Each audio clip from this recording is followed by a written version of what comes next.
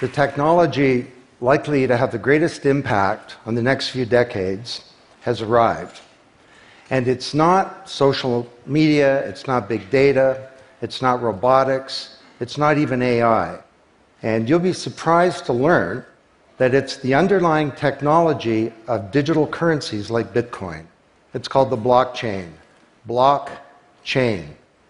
Now, it's not the most sonorous word in the world, but I believe that this is now the next generation of the internet, and that it holds vast promise for every business, every society, and for all of you individually. You know, for the past few decades, we've had the Internet of Information. And when I send you an email or a PowerPoint file or something, I'm actually not sending you the original, I'm sending you a copy. And that's great. This is democratized information. But when it comes to assets, things like money, financial assets like stocks and bonds, loyalty points, intellectual property, music, art, a vote, carbon credit, and other assets, sending you a copy is a really bad idea. If I send you $100, it's really important that I don't still have money and that I can't send it to you. So this has been called the double spend problem by cryptographers for a long time.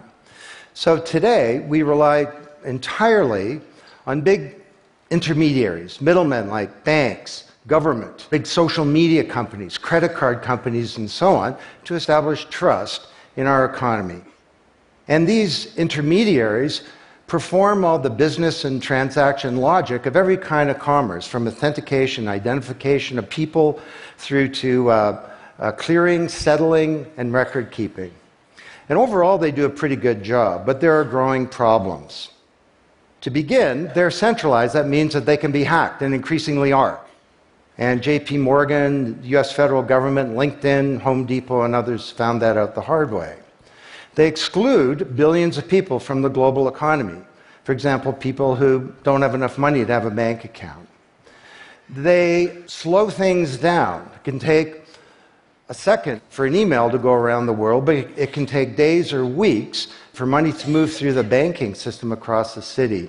And they take a big piece of the action, 10 to 20%, just to send money to another country.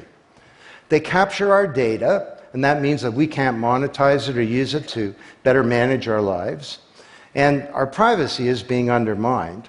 And the biggest problem is that overall, they've appropriated the largesse of the digital age asymmetrically. And we have wealth creation, but we have growing social inequality. So what if there were not only an internet of information, what if there were an internet of value?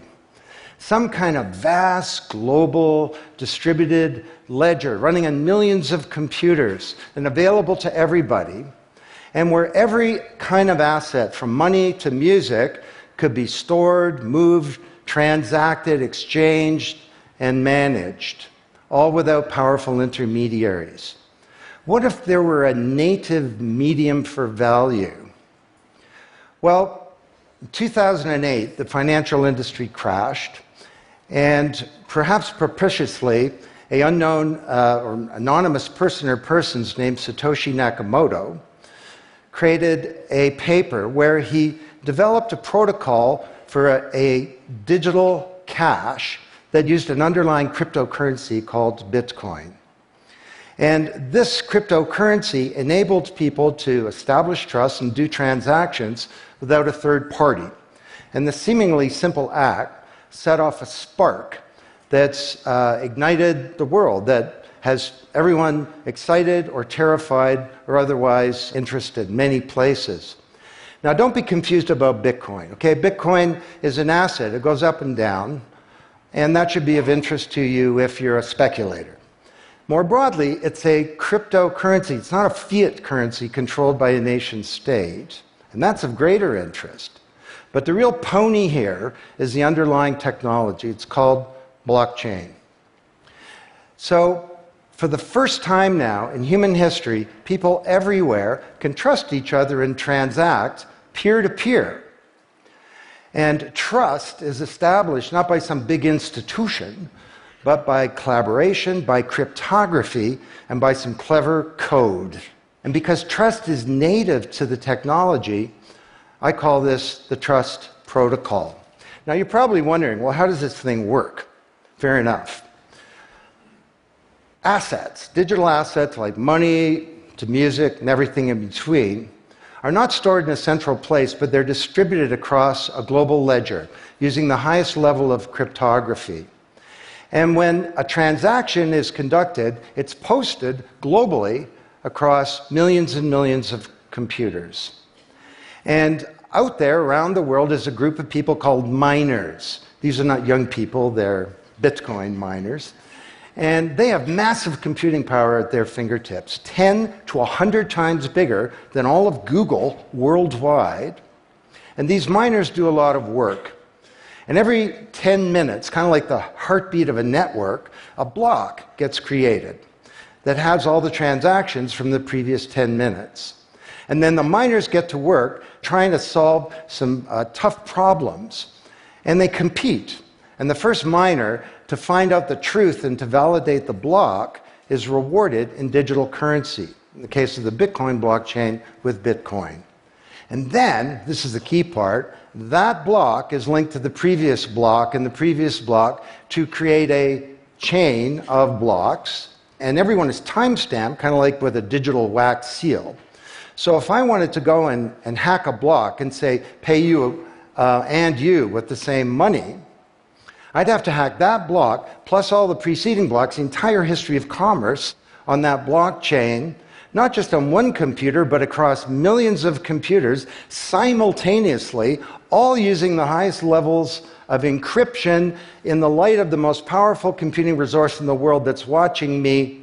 Tough to do. And this is infinitely more secure than the computer systems that we have today. Blockchain, that's how it works. So the Bitcoin blockchain is just one. There are many. The Ethereum blockchain was developed by a Canadian named Vitalik Buterin. He's 19 years old. And this blockchain has some extraordinary capabilities. One of them is that you can build smart contracts. It's kind of what it sounds like. It's a contract that self-executes. And the contract handles the enforcement and the management, performance, and payment. The contract kind of has a bank account, too, in a sense, of agreements between people. And today, on the Ethereum blockchain, there are projects underway to do everything from create a new replacement for the stock market to create a new model of democracy where politicians are accountable to citizens. So, to understand what a radical change this is going to bring, let's look at one industry, financial services. You recognize this? Rube Goldberg machine. It's a ridiculously complicated machine that does something really simple, like crack an egg or shut a door. Well, kind of reminds me of the financial services industry, honestly. I mean, you tap your card in the corner store, and a bit stream goes through a dozen companies, and each with their own computer systems, some of them being 1970s mainframes, older than many of the people in this room. And 3 days later, a settlement occurs. Well, with a blockchain financial industry, there would be no settlement because the payment and the settlement is the same activity. It's just a change in the ledger. So Wall Street and all around the world, the financial industry is in a big upheaval about this, wondering, can we be replaced, or how do we embrace this technology for success? Now, why should you care? Well, let me describe some applications. Prosperity. The first era of the Internet of information, brought us wealth, but not shared prosperity, because social inequality is growing. And this is at the heart of all of the anger and extremism and protectionism and xenophobia and worse that we're seeing growing in the world today. Brexit being the most recent case.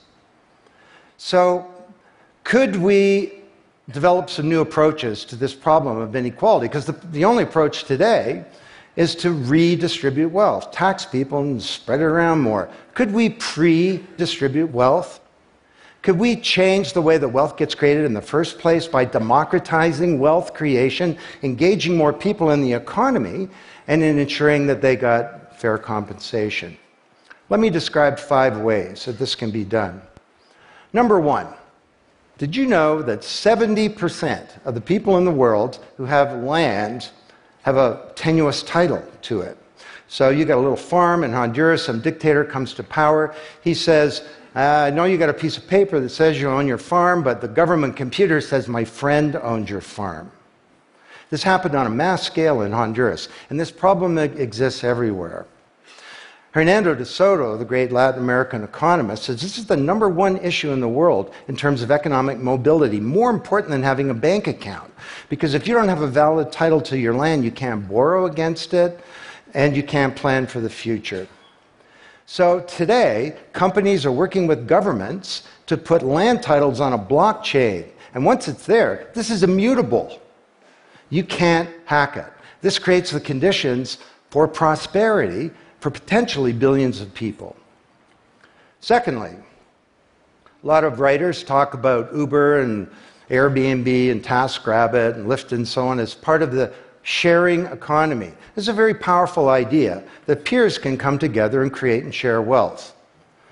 My view is that these companies are not really sharing. In fact, they're successful precisely because they don't share. They aggregate services together and they sell them. What if rather than Airbnb being a $25 billion corporation, there was a distributed application on a blockchain, we'll call it Airbnb, and it was essentially owned by all of the people who have a room to rent.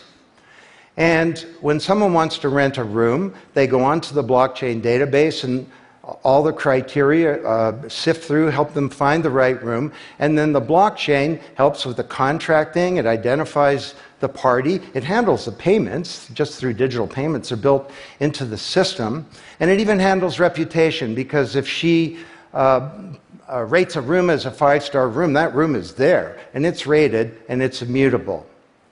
So the big sharing economy disruptors in Silicon Valley could be disrupted, and this would be good for prosperity. Number 3, the biggest flow of funds from the developed world to the developing world is not corporate investment, and it's not even foreign aid. It's remittances. This is the global diaspora, people who've left their ancestral lands, and they're sending money back to their families at home. This is $600 billion a year, and it's growing, and these people are getting ripped off. Annalie Domingo is a housekeeper, and she lives in Toronto, and every month she goes to the Western Union office with some cash to send her remittances to her mom in Manila. It costs her around 10%. The money takes 4 to 7 days to get there. Her mom never knows when it's going to arrive. It takes 5 hours out of her week to do this. 6 months ago, Annalie Domingo used a blockchain application called Abra. And from her mobile device, she said $300 went directly to her mom's mobile device without going through an intermediary. And then her mom looked at her mobile device, and it's kind of like an Uber interface. There's Abra tellers moving around. She clicks on a teller that's a 5-star teller. He's 7 minutes away. The guy shows up at the door, gives her Filipino pesos. She puts them in her wallet. The whole thing took minutes, and it cost her 2%. This is a big opportunity for prosperity. Number 4, the most powerful asset of the digital age is data. And data is really a new asset class, maybe bigger than previous asset classes like land under the agrarian economy or an industrial plant, or even money. And all of you, we create this data. We create this asset. And we leave this trail of digital crumbs behind us as we go throughout life. And these crumbs are collected into a mirror image of you, the virtual you. And the virtual you may know more about you than you do, because you can't remember what you bought a year ago or said a year ago or your exact location a year ago. And the virtual you is not owned by you. That's the big problem. So today there are companies working to create an identity in a black box. The virtual you owned by you. And this black box moves around with you as you travel throughout the world, and it's very, very stingy. It only gives away the shred of information that's required to do something. A lot of transactions, the seller doesn't even need to know who you are. They just need to know that they got paid. And then this avatar is sweeping up all this data and enabling you to monetize it. And this is a wonderful thing, because it can also help us protect our privacy. And privacy is the foundation of a free society.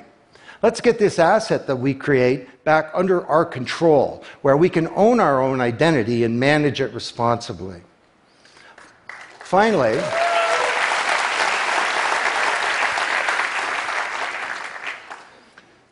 number 5, there are a whole number of creators of content who don't receive fair compensation because the system for intellectual property is broken. It was broken by the first era of the internet. Take music. Musicians are left with crumbs at the end of the whole food chain. You know, if you're a songwriter, 25 years ago you wrote a hit song, it got 1 million singles, you could get royalties of around $45,000. Today you're a songwriter, you write a hit song, it gets 1 million streams, you don't get $45K, you get $36. Enough to buy a nice pizza. So Imogen Heap, the Grammy-winning singer-songwriter, is now putting music on a blockchain ecosystem. She calls it mycelium. And the music has a smart contract surrounding it. And the music protects her intellectual property rights. You want to listen to the song, it's free, or maybe it's a few microcents flow into a digital account. You want to put the song in your movie, that's different, and the IP rights are all specified. You want to make a ringtone, that's different. She describes that the song becomes a business. It's out there on this platform, marketing itself, protecting the rights of the author, and because the song has a payment system, in a sense a bank account, all the money flows back to the artist, and they control the industry rather than these powerful intermediaries. Now this is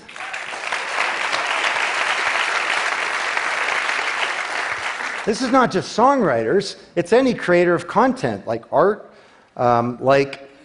inventions, scientific discoveries, journalists. There are all kinds of people who don't get fair compensation, and with blockchains, they're going to be able to make it rain on the blockchain, and that's a wonderful thing. So these are 5 opportunities out of a dozen to solve one problem, prosperity, which is one of countless problems that blockchains are applicable to. Now, technology doesn't create prosperity, of course, people do. But my case to you is that, once again, the technology genie has escaped from the bottle, and it was summoned by an unknown person or persons at this uncertain time in human history, and it's giving us another kick at the can, another opportunity to rewrite the economic power grid and the old order of things, and to solve some of the world's most difficult problems, if we will it. Thank you.